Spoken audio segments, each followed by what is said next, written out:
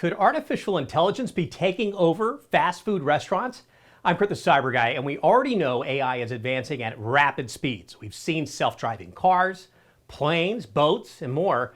Now we're learning that you may not even be ordering food from a human being when you visit a fast food takeout window. Wingstop is the latest franchise to use AI bots to take orders from customers, joining the likes of McDonald's, Taco Bell, Chipotle, Popeyes, and Domino's.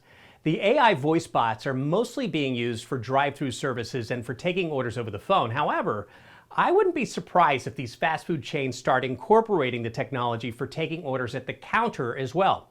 It's already happening in a new McDonald's store concept in Fort Worth, Texas. And as you can see from this Instagram Foodies video, you don't even receive your order from a human either. It's all run by bots.